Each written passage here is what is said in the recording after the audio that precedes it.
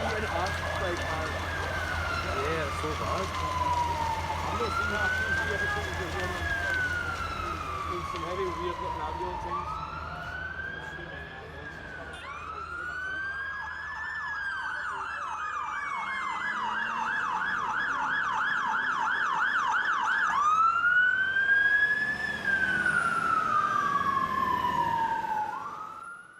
Around about 20 past 11, I got a telephone call at home to say that the Mackintosh building was on fire.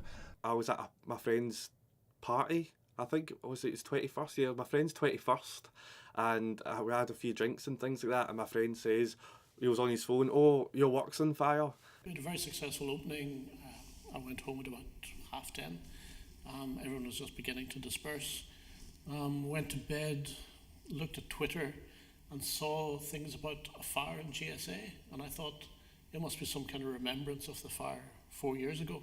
The night of the fire, I was in my bed and I heard what I thought was a bomb going off, actually, and got up and came into my husband, and he said, "Oh, I've heard a couple of fire engines and things like that, but I don't know what's going on," and went back to bed. And 5 minutes later, my neighbour came to the door saying, "What are we going to do?" I looked on my phone and it was a live feed on Facebook. My work was on fire, and I had a few drinks, so I was feeling a bit tipsy, but so I didn't really appreciate the seriousness of it. And then I realised it wasn't a memorial, and then I got on the phone to someone who's still here, one of our guys here, and he was outside because of the fire. We were evacuating the artist and all the people from the building. I live relatively close to the campus, so was able to go and look out the window, and all I could see on the skyline was the flames and the redness of the fire.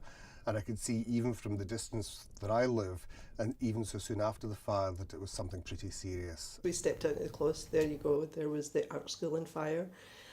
One of the things that we realised really quickly was that unlike the previous fire, the impact was much greater on other people than it was on the school itself. Obviously, police and fire people were everywhere at that point, who just told us to go back into our house and wait. And then 2 o'clock in the morning, big bang in the door, and it was the police to say, "You've got 2 minutes to leave your house." We thought it would be like the last time, where we might be shut for 2 weeks, as we were during the first fire. But very quickly it became clear that we were going to be shut for a very long time. It wasn't until the morning after I was like, wait a minute, I've got no job. And then it started hitting me, and I started thinking about all my pals and what they were going to do. So I remember it very, very well, yeah. What do we want? Justice! Where do we want it? No! What do we want? Justice! Where do we want it? We had no idea what the scale of displacement was going to be, nor the scale of distress and need, but that was a matter that figured very keenly with us. I left in my nightdress. It was a pain in the butt, to put it politely. Obviously, it was the fact that, you know, we had left with nothing because they didn't give anybody any time, and most people had either been in their bed or weren't actually even in their house. My manager messaged in the Facebook chat, and he said, there's been a serious fire, we'll keep you updated, I'm sorry, but we don't know what the employment status will be for now. Someone in the city declared that we were closed indefinitely. And that is a terrible thing to do to a business, because funders, people who want to support you, suddenly look at you on the internet and think they're closed now, they're not opening, it's indefinite, they may never reopen. So I think we lost a lot of funding and money and support just through that statement, that one statement. It was all the things that you left behind that you don't realise till you've left them behind, that you actually needed to be able to function within society. People left their passports, my husband left his bank card. So it caused a lot of upset in the sense of trying to get the normal day-to-day things organised for people. One of my managers, Amy, she phoned every single staff member up. She was quite emotional, but she said, "This is something I want to tell you in person, but we can't meet in person, so I'm phoning you." And she apologised so much for it, even though it's nothing to do with her, but she just felt partly responsible because it was her work as well. So it was emotional at the phone call. There's a family above me, and the woman has 4 children. 2 are grown up, but she's got 2 autistic children. And obviously for them, it was a horror because they are used to routine and being in a certain place and everything having to be regimented, and having to get moved constantly around the city caused them a lot of problems.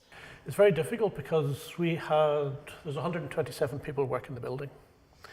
And so we were worried it would never be reopened because 127 people, we made a decision not to let any of them go. But that means you've got to pay their salaries over that period, which is indefinite. And the insurance has to back you up and make sure that they will also pay you so that you're not out of pocket. Going back to online applications, it's really difficult, and I've struggled with that, but I'm enjoying focusing on my last year of uni now anyway, so I've got that in mind, so that's a bit of a silver lining because it gives me more time on uni. But when I think ahead of after uni and finding a new job is going to be quite difficult. And I know another family that was moved 15 times within that 4 months. We were lucky, we haven't just 4 times, but they were moved 15 times. Priorities for us were to stabilise that south side of the building and that east end or east gable of the building to ensure the residents in Dalhousie Street and the businesses in Sucky Hall Street could get back to normal as quickly as possible.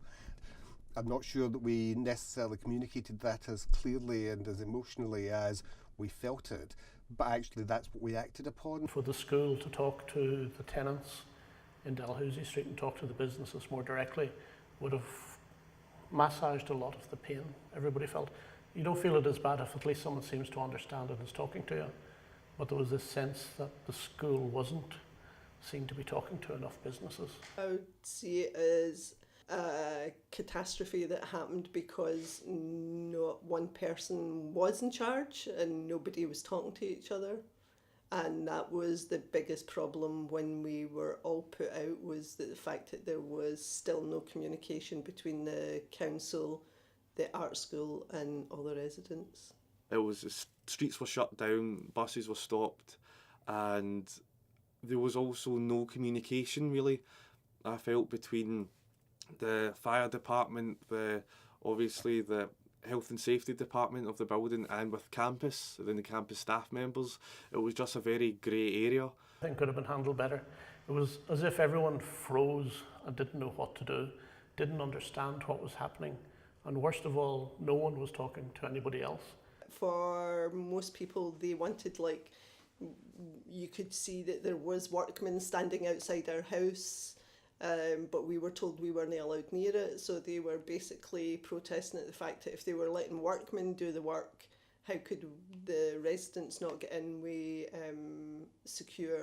somebody there to look after them, because people had left medicines behind and obviously important documents that they needed. There's that whole idea of the conspiracy theories of, was it an insurance job that's happened this time, around about this time when it went on fire, and then Victoria's as well went down, but I genuinely have no idea who to blame. Every Taxi, every dinner table in Glasgow, people will give you their views on what may or may not have caused the fire. There is no secret knowledge at this stage. No one knows what caused the fire. There was no communication from the community, from the city council. We were basically just abandoned and left. I think there's definite scope for a catastrophe in Glasgow because the planning isn't there. It's been very lucky. Nobody died in Victoria's, nobody died in 2 fires in the Mackintosh. That is an unbelievable amount of luck that can't continue. What's to come down? Back! When? No! When? No! What's to come down? Back! When? No! When? No! It's went on fire twice, maybe by accident, maybe not, but the amount of money that was invested in it could be invested in other things, and that starts to make my blood boil a little bit, because the state of Sucky Hall Street, with the lack of shops being open now, the construction on the streets, that probably could have been dealt with faster if we weren't putting so much money already into the rebuild of the art school. Legally, it's an A-listed building, and so the custodians of A-listed buildings, which in this case is us, have a legal responsibility to work with the authorities, that's Historic Environment Scotland in terms of the listed status of the building, and Glasgow City Council in terms of the planning and building control status of the building, to do the minimum required to stabilise the building. You're not allowed to knock down A-listed buildings. I think there was a lot of argument about just knock it down. I think there was probably a decision that may have been the City and the School of Art that this is a tourist building. It's a real iconic landscape building. There's no reason you couldn't knock it down. You can knock down anything. You imagine the scale of disruption and dislocation that we got from a building where most of the external structure remained intact. You imagine what kind of devastation you might have if bits of that actually, in an uncontrolled way, started falling into the street. The impact is massive, both culturally and economically. First, culturally, because the O2 is a key venue right in the city centre. There's nothing like that, and the artists are already gone. O2 doesn't look like it's going to come back, so that's a huge loss if you like music or venues. Sauchiehall Street really matters to Glasgow. It traditionally has been a very vibrant people's street, a place where people come to shop, but also where they come to socialise. I'm sure the school disappearing has had a huge impact on not just Garnet Hill but the whole of Glasgow, partly because that was a huge tourist attraction, so it would have brought a lot of people to the city. Of course, things like that, even just the fact that it was such a huge fire, it can't help but have an impact on the community and the wider city.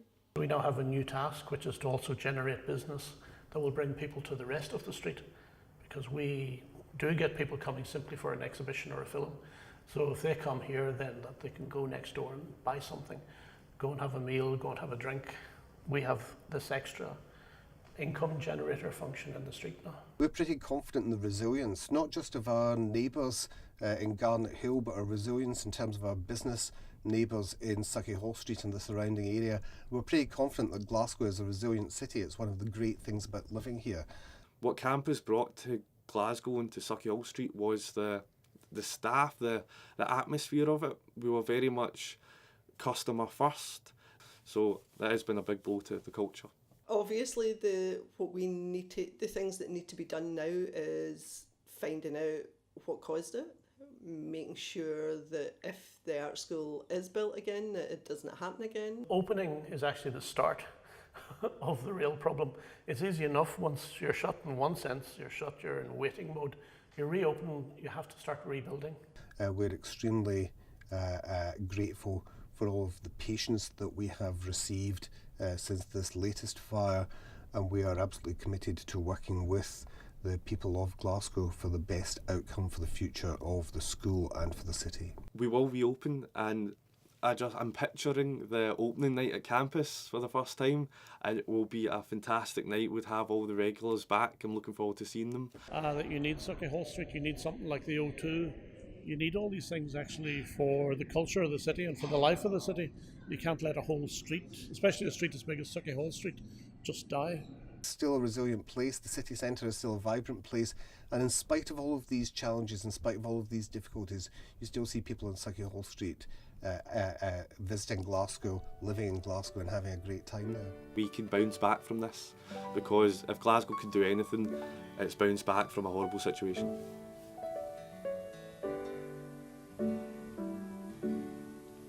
Oh, I wish I was in Glasgow with some good old pals of mine, some good old rough companions, and some good old smooth red wine.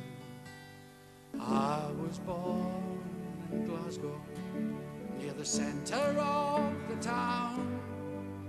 I would take you there and show